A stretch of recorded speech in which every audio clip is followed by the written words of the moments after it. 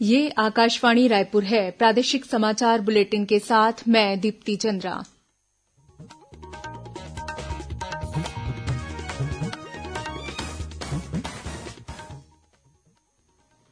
और अब पेश हैं आज के मुख्य समाचार। छत्तीसगढ़ उच्च न्यायालय ने निजी स्कूलों द्वारा फीस वसूली के खिलाफ दायर सभी याचिकाएं खारिज की। कोरोना संक्रमण के बढ़ते मामलों को देखते हुए पंडित रविशंकर शुक्ल विश्वविद्यालय ने प्रथम सेमेस्टर की और कुशाभाऊ ठाकरे पत्रकारिता विश्वविद्यालय ने भी अपनी परीक्षाएं स्थगित की। महाशिवरात्रि पर कल शिवालयों में होगी विशेष पूजा अर्चना। राजिम माघी पुन्नी मेले का होगा समापन। और अगले 3 दिनों के दौरान प्रदेश के कुछ इलाकों में मौसम में बदलाव आने के साथ ही हो सकती है हल्की बारिश।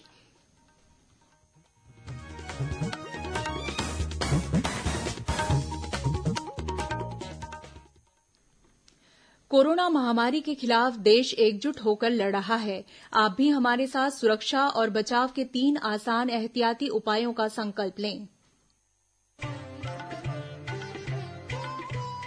कोविड-19 से बचाव और सुरक्षित रहने के 3 उपाय। मास्क लगाएं, 2 गज दूरी है जरूरी, सुरक्षित दूरी रखें, हाथ और मुंह साफ रखें। अब समाचार विस्तार से। छत्तीसगढ़ उच्च न्यायालय ने निजी स्कूलों द्वारा फीस वसूली के खिलाफ दायर सभी याचिकाएं खारिज कर दी हैं। मुख्य न्यायाधीश रामचंद्र मेनन और न्यायाधीश पीपी साहू की डिवीजन बेंच ने अपने फैसले में कहा है कि सुप्रीम कोर्ट ने भी ट्यूशन फीस लेने का आदेश दिया है, इसीलिए सिंगल बेंच के पूर्व के फैसले पर हस्तक्षेप उचित नहीं होगा। कोरोना संक्रमण के दौरान स्कूलों के बंद रहने के बाद भी स्कूल प्रबंधकों द्वारा फीस वसूली के आदेश के खिलाफ पालकों ने 11 याचिकाएं दायर की थीं। कुशाभाऊ ठाकरे पत्रकारिता विश्वविद्यालय की सभी परीक्षाएं फिलहाल स्थगित कर दी गई हैं। विश्वविद्यालय ने प्रदेश में कोरोना संक्रमण के बढ़ते मामलों को देखते हुए यह निर्णय लिया है। गौरतलब है कि पत्रकारिता विश्वविद्यालय से संबद्ध सभी महाविद्यालयों में आगामी 16 मार्च से सेमेस्टर परीक्षाएं शुरू होने वाली थीं। छात्र संगठनों ने कोरोना संक्रमण को देखते हुए परीक्षाएं स्थगित करने की मांग की थी। इसी बीच पंडित रविशंकर शुक्ल विश्वविद्यालय ने भी प्रथम सेमेस्टर की परीक्षाएं स्थगित कर दी हैं। छत्तीसगढ़ में कोरोना टीकाकरण जोर शोर से जारी है। राज्यपाल अनुसुईया उइके आज रायपुर स्थित अखिल भारतीय आयुर्विज्ञान संस्थान एम्स पहुंची और कोरोना का टीका लगवाया। इस अवसर पर राज्यपाल ने प्रदेशवासियों से अपील की कि सभी लोग कोरोना वैक्सीन जरूर लगवाएं। उन्होंने कहा कि ऐसा करके ही हम कोरोना को हरा पाएंगे। साथ ही राज्यपाल ने लोगों से मास्क लगाने और कोविड अनुरूप व्यवहार करने की भी अपील की। वहीं दुर्ग लोकसभा क्षेत्र के सांसद विजय बघेल ने लोकसभा भवन नई दिल्ली में कोवैक्सीन का टीका लगवाया। राज्य में वर्तमान में कोविशील्ड की 10.5 लाख से अधिक डोज उपलब्ध है। कल कोविशील्ड की करीब 6 लाख डोज प्राप्त हुई है। राज्य टीकाकरण अधिकारी अमर सिंह ठाकुर ने बताया कि प्रदेश में अब तक 6,95,000 से अधिक डोज का उपयोग किया जा चुका है। इस बीच प्रदेश में कोरोना संक्रमण का एक बार फिर बढ़ने लगा है। कल प्रदेश में कोरोना के 390 नए मामले सामने आए। प्रदेश में कोरोना संक्रमित मरीजों का आंकड़ा 3,15,000 के पार पहुंच गया है। वर्तमान में 3,000 से अधिक मरीजों का इलाज विभिन्न अस्पतालों या होम आइसोलेशन में चल रहा है। वहीं रायपुर जिला प्रशासन ने कोरोना के दिशा निर्देशों का पालन नहीं करने वालों के खिलाफ प्राथमिकी दर्ज करने के निर्देश दिए हैं। कलेक्टर डॉक्टर एस भारतीदासन ने मास्क नहीं लगाने वालों पर सख्त कार्रवाई करने को कहा है। दुर्ग जिले के ग्राम बठेना में एक ही परिवार के 5 लोगों की मृत्यु को अनुसूचित जाति आयोग ने संज्ञान में लिया है। आयोग के अध्यक्ष रामजी भारती, सदस्य पद्मा मनहर और सचिव बीएल बंजारे ने बठेना पहुंचकर परिजनों से भेंट की और घटना की जानकारी ली। आयोग ने परिजनों को घटना की उच्च स्तरीय जांच कर आवश्यक कार्यवाही का भरोसा दिलाया है। इस बीच भारतीय जनता पार्टी अनुसूचित जाति मोर्चा के 20 सदस्यीय एक दल गांव बठेना पहुंचा और घटनास्थल का जायजा लिया। दल ने परिजनों से मुलाकात की और उन्हें हर संभव मदद का आश्वासन दिया। इसके अलावा जनता कांग्रेस छत्तीसगढ़ जे के प्रदेश अध्यक्ष अमित जोगी ने भी मृतकों के परिजनों से मुलाकात की और अपनी संवेदना व्यक्त की। राज्य शासन द्वारा जारी एक आधिकारिक विज्ञप्ति के अनुसार लोकसभा में कृषि मामलों की स्थायी समिति ने केंद्र सरकार को सुझाव दिया है कि छत्तीसगढ़ की तरह किसानों से मवेशियों के गोबर खरीद की योजना पूरे देश में शुरू की जानी चाहिए। सदन में कल पर्वता गौड़ा, चंदन गौड़ा, गद्दी गौडर की अध्यक्षता वाली कृषि मामलों की स्थायी समिति ने अपनी रिपोर्ट सदन में प्रस्तुत की। समिति ने अपनी रिपोर्ट में केंद्र सरकार को दिए सुझाव में कहा है कि किसानों से उनके मवेशियों का गोबर खरीदने से उनकी आय में बढ़ोतरी होने के साथ साथ रोजगार के नए अवसर बढ़ेंगे, जैविक खेती को प्रोत्साहन मिलेगा, साथ ही आवारा मवेशियों की समस्या का भी समाधान होगा। छत्तीसगढ़ के जांजगीर चांपा जिले की आंगनबाड़ी कार्यकर्ता अमिता श्रीवास ने अफ्रीकी महाद्वीप की सबसे ऊंची चोटी माउंट किलिमंजारो को फतह की है। तंजानिया स्थित किलिमंजारो की ऊंचाई 5,895 मीटर है। सुश्री श्रीवास का किलिमंजारो का पर्वतारोहण अभियान 4 मार्च को सुबह 10 बजे से शुरू हुआ और वे 5 दिन की चढ़ाई के बाद 8 मार्च को सुबह 7:45 बजे पर्वत के शिखर पर पहुंची। शिखर पर पहुंचने के बाद उन्होंने चोटी पर भारत का झंडा फहराया और अपनी इस उपलब्धि के लिए सहयोगियों को याद किया। सुश्री श्रीवास्तव की इच्छा आगे एवरेस्ट फतह करने की है। अमिता श्रीवास्तव की इस उपलब्धि पर प्रसन्नता व्यक्त करते हुए मुख्यमंत्री भूपेश बघेल और महिला तथा बाल विकास मंत्री अनिला भेड़िया ने उन्हें बधाई और शुभकामनाएं दी हैं। प्रादेशिक समाचार आप आकाशवाणी रायपुर से सुन रहे हैं। छत्तीसगढ़ की खबरों से है आपका वास्ता और खबरों की विश्वसनीयता से है हमारा वास्ता। आकाशवाणी समाचार रायपुर के प्रादेशिक समाचार बुलेटिन के साथ ही हमारे समसामयिक कार्यक्रम आप रेडियो के अलावा अपने मोबाइल पर भी सुन सकते हैं। आकाशवाणी समाचार फेसबुक, ट्विटर और यूट्यूब पर भी उपलब्ध है। हमारा Facebook page Chhattisgarh news on AIR, Twitter handle CGAIR news और हमारा यूट्यूब चैनल है छत्तीसगढ़ AIR न्यूज। तो अब रेडियो के साथ ही आपके मोबाइल के जरिए भी हम पहुंच रहे हैं आप तक। छत्तीसगढ़ की हर खबर के लिए सुनते रहिए आकाशवाणी समाचार। और अब आगे बढ़ते हैं बाकी के समाचारों की ओर। कल महाशिवरात्रि है। इस अवसर पर देश भर के महादेव मंदिरों और शिवालयों में रुद्राभिषेक सहित विशेष पूजा अर्चना की जाएगी। राजधानी रायपुर सहित प्रदेश के शिव मंदिरों को आकर्षक ढंग से सजाया जा रहा है। वहीं माघी पूर्णिमा से शुरू हुए राजिम माघी पुन्नी मेले का भी कल समापन होगा।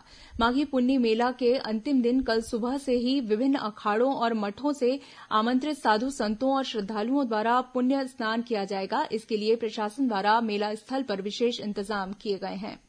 राज्यपाल अनुसुईया उइके, मुख्यमंत्री भूपेश बघेल और विधानसभा अध्यक्ष डॉक्टर चरणदास महंत ने महाशिवरात्रि पर प्रदेशवासियों को शुभकामनाएं दी हैं।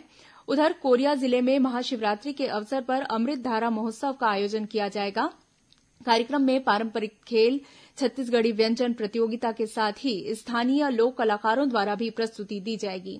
वहीं महाशिवरात्रि पर कबीरधाम जिले के भोरमदेव मंदिर परिसर में प्रवेश करने वाले श्रद्धालुओं के लिए मास्क अनिवार्य कर दिया गया है। साथ ही मंदिर के गर्भगृह में सोशल डिस्टेंसिंग का पालन करने के लिए मंदिर के पुजारियों को आवश्यक दिशा निर्देश दिए गए हैं। बस्तर जिले में कल से 3 दिवसीय चित्रकोट महोत्सव शुरू हो गया है। इसका शुभारंभ उद्योग मंत्री कवासी लखमा ने किया। इस मौके पर उन्होंने कहा कि बस्तर की संस्कृति के साथ साथ सभ्यता के प्रचार प्रसार में यह कदम सहायक सिद्ध होगा। महोत्सव के पहले दिन लोक नर्तक दलों द्वारा आकर्षक प्रस्तुति दी गई। साथ ही दंतेवाड़ा के कोयानाच दल, कोंडागांव के माटीचो माया ग्रुप, सुकमा के धुरवा मड़ई नाचा दल के अलावा लोहांडीगुड़ा के घोड़ा नंदी नाच, बस्तरा नाच में धुरवा नाच, जगदलपुर के परब और दंडारी नाच दलों द्वारा प्रस्तुति दी गई। इसके अलावा बस्तर परिधान पर आधारित फैशन शो का भी आयोजन किया गया। उधर नारायणपुर में माता मालवी मेले के आयोजन की पूर्व संध्या पर आयोजित पारंपरिक पूजा अर्चना में जिला कलेक्टर और पुलिस अधीक्षक सहित वरिष्ठ अधिकारी शामिल हुए। महासमुंद जिले के सिरपुर में पुरखा की सुरता के तहत अंतर्राष्ट्रीय सिरपुर बौद्ध महोत्सव और शोध संगोष्ठी का आयोजन आगामी 12 मार्च से किया जाएगा।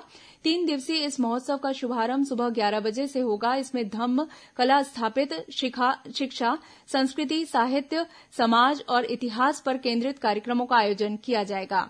आज रायपुर में आयोजित एक पत्रकार वार्ता में आयोजन समिति के पदाधिकारी विष्णु बघेल ने बताया कि समारोह में देश और दुनिया के प्रसिद्ध विद्वान, भाषाविद, पुरातत्वविद, इतिहासकार, पत्रकार, लेखक, शोधकर्ता, प्रोफेसर, साहित्यकार और बुद्धिजीवियों का प्रबोधन सत्र भी होगा।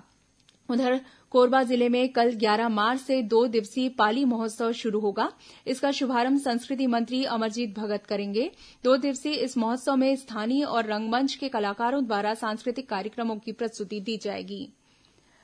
अगले 3 दिनों के दौरान प्रदेश के कुछ इलाकों में गरज चमक के साथ हल्की बारिश हो सकती है। इसके साथ ही कुछ इलाकों में आंधी तूफान चलने के साथ ही ओलावृष्टि भी हो सकती है। मौसम विज्ञानी एचपी चंद्रा ने बताया कि उत्तर पश्चिम मध्यप्रदेश के ऊपर चक्रीय चक्रवाती घेरा स्थित है। इस कारण मौसम में बदलाव आने की संभावना है। इस दौरान हल्की बारिश मुख्य रूप से मध्य छत्तीसगढ़ के कुछ स्थानों में होने की संभावना जताई गई है। राजधानी रायपुर के शहीद वीरनारायण अंतर्राष्ट्रीय क्रिकेट स्टेडियम में road safety world series T20 cricket प्रतियोगिता में आज श्रीलंका का मुकाबला बांग्लादेश लीजेंड्स से हो रहा है। इससे पहले कल शाम खेले गए एक मैच में इंग्लैंड लीजेंड्स ने भारत लीजेंड्स को 6 रनों से पराजित किया। राज्य शासन ने निर्णय लिया है कि इस क्रिकेट प्रतियोगिता के फ्री पास मीडिया प्रतिनिधियों के अलावा विद्यार्थियों, पुरस्कार विजेताओं और मंत्रालय तथा सार्वजनिक क्षेत्र के उपक्रमों में कार्यरत अधिकारियों और कर्मचारियों के साथ ही सुरक्षा बल के जवानों को दिए जाएंगे। विभिन्न वर्गों के लिए अलग अलग तिथियां निर्धारित की गई हैं। रायपुर जिले के युवाओं को निजी क्षेत्र में रोजगार के अधिक से अधिक अवसर उपलब्ध कराने रोजगार सह कौशल मेले का आयोजन किया जाएगा। इसका आयोजन 12 मार्च को औद्योगिक प्रशिक्षण संस्थान सड्डू, 15 को धरसींवा, 18 को आरंग, 22 को अभनपुर और 25 मार्च को औद्योगिक प्रशिक्षण संस्थान तिल्दा में होगा। अब कुछ अन्य खबरें संक्षिप्त में। बीजापुर जिले में आज एक प्लाटून कमांडर सहित 5 माओवादियों ने आत्मसमर्पण किया। इन माओवादियों ने बीजापुर पुलिस अधीक्षक कमललोचन कश्यप और सीआरपीएफ के डीआरजी के समक्ष आत्मसमर्पण किया। इसी जिले में डीआरजी ने एक मिलिशिया सदस्य को गिरफ्तार किया है। इसे गंगालूर थाना क्षेत्र में स्थित पुसनार के जंगलों से गिरफ्तार किया गया। दक्षिण पूर्व मध्य रेलवे रायपुर रेलमंडल के रायपुर यार्ड में बॉक्स पुशिंग कार्य के कारण रायपुर स्टेशन से संचालित स्पेशल मेमू ट्रेनों के प्लेटफॉर्म में 12 मार्च से आंशिक परिवर्तन किया जा रहा है। अब प्लेटफॉर्म नंबर 1A पर आने वाली मेमू स्पेशल गाड़ियों को प्लेटफॉर्म नंबर 3 से संचालित किया जाएगा। महासमुंद पुलिस ने ओडिशा सीमा के पास ग्राम रेवा से 2 अंतर्राज्यीय हीरा तस्कर को गिरफ्तार किया है।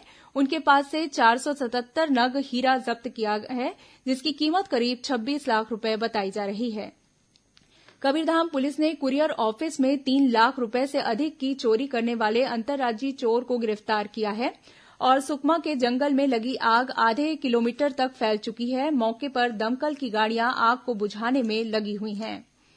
अंत में मुख्य समाचार एक बार फिर।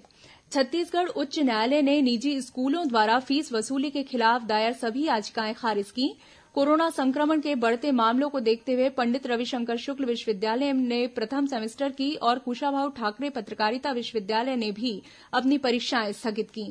महाशिवरात्रि पर कल शिवालयों में होगी विशेष पूजा अर्चना। राजिम माघी पुन्नी मेले का होगा समापन। और अगले 3 दिनों के दौरान प्रदेश के कुछ इलाकों में मौसम के बदलाव आने के साथ ही हो सकती है हल्की बारिश। इसी के साथ प्रादेशिक समाचार बुलेटिन समाप्त हुआ। नमस्कार।